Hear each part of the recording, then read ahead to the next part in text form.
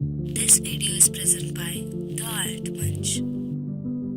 ने प्रकृति, आध्यात्म, रिश्तों और प्रेम जैसे कई विषयों पे लिखा है। आज उसी के 2-3 नजराने आपके समक्ष बोलने आई हूँ। मेरी कविता मुस्कुराहट का, भैया ने भी मुस्कुराहट के बारे में बोला था, मैं आज उसी के बारे में आपसे बोलना चाहती हूँ। बेवजह खुश होकर मुस्कुराना सबसे नायाब तोहफा है कुदरत का। कुछ पल की गुफ्तगू अपने आप से, कुछ पल की दिल्लगी अपने आप से, कुछ पल की अटखेलियाँ अंतर मन से, कुछ पल की संजीदगी अपने सुविचारों से, ये कोलाहल सुकून का आत्मबोध कराता है, अपनी परिपक्वता का भी एहसास कराता है।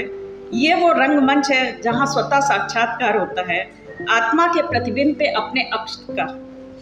मन वीणा के तार यूं ही झंकृत होते रहें, मनोबल जुड़ा रहे उस सकारात्मकता से हर क्षण, और हम चहकते हुए उड़ते रहें उस विशाल गगन में, होके मगन अपनी मुस्कुराहट के संग।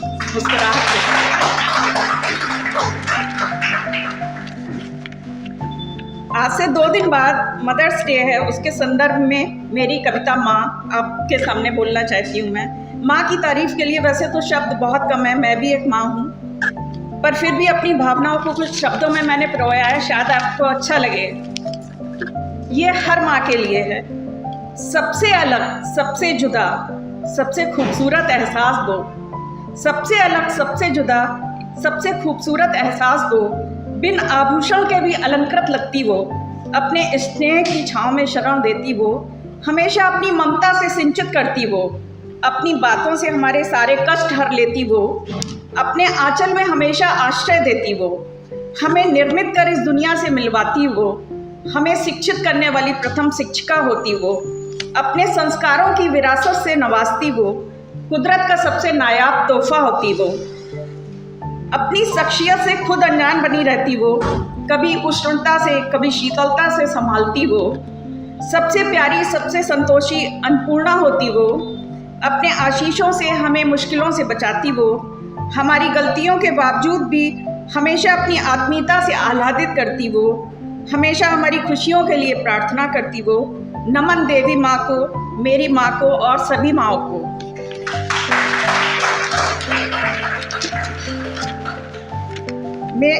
मेरी 2 बेटियां हैं, मैंने अपनी भावनाएं उनके लिए इस कविता में व्यक्त की हैं। आज मेरी बेटी ही मुझे यहाँ पर लेकर के आई है। मेरी तबीयत ठीक नहीं थी, फिर भी वो मुझे लाई है और उसने बहुत मोटिवेट किया, बहुत अच्छा लगा मुझे। मेरी बहुत तबीयत खराब थी, बैक स्पाइन में प्रॉब्लम है, पर वो मुझे लेटे से उठा के यहाँ तक ले आई। अब तो उसकी शादी हो चुकी है। मैंने उसके और अपनी दोनों बेटियों के बारे में और सभी बेटियों के बारे में ये फील करके लिखा है। बेटियां तो चहकती हुई चिड़िया होती हैं, बेटियां तो चहकती हुई चिड़िया होती हैं, फुदकती रहती हैं हर घर में, घर भर में फुदकती रहती हैं वो घर भर में, सबका प्यार लेती और बांटती रहती हैं, चाहतों से पल्लवित घर की रौनक होती हैं, अपने एहसास की जड़ें बहुत मजबूत रखती हैं।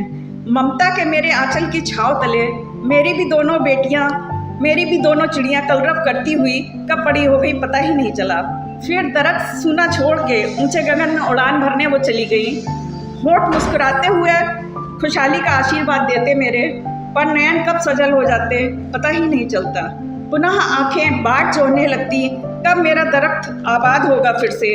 जबकि मेरे मन के घोंसले में तो वो हर समय रहती हैं, छोटी सी, नन्ही सी, प्यारी सी, सोन चिड़ैया सी मेरी ओर देखती हुई, मेरे बनाए हुए खाने को खाती हुई और खुशियों से चहकती हुई, मम्मी मम्मा पुकारती हुई सी।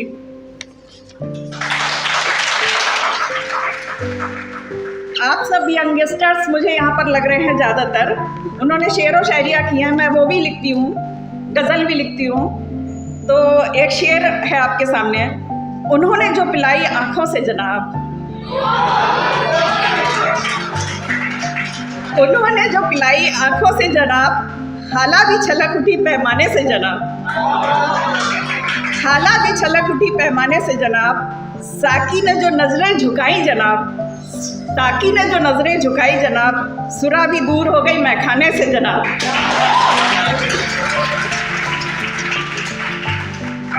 और बस लास्ट में एक गज़ल और बोलना चाहूँगी। ये मैंने एक्चुअली मेरे हस्बैंड काफ़ी बाहर रहते थे, तो काफ़ी दिन बाद हमारा मिलना होता था, कभी 22 दिन बाद, कभी 28 दिन बाद। तो मैंने लिखा था उन्हीं के लिए, ये बड़े बेखबर हो के हम तेरी जुस्तजू में खोने को थे, बड़े बेखबर हो के हम तेरी जुस्तजू में खोने को थे। आप आए दीदारे मोहब्बत का पैगाम लेके, आप आए दीदारे मोहब्बत का पैगाम लेके, फ़कत चंद लम्हों का कशिश बेकरार दिल की सुनाने को हम थे बेताब, कशिश बेकरार दिल की हम सुनाने को बेताब थे। आप सुनने को थे कायल मगर रुखसत का पैगाम लेके, आप सुनने को थे कायल मगर रुखसत का पैगाम लेके। Thank you.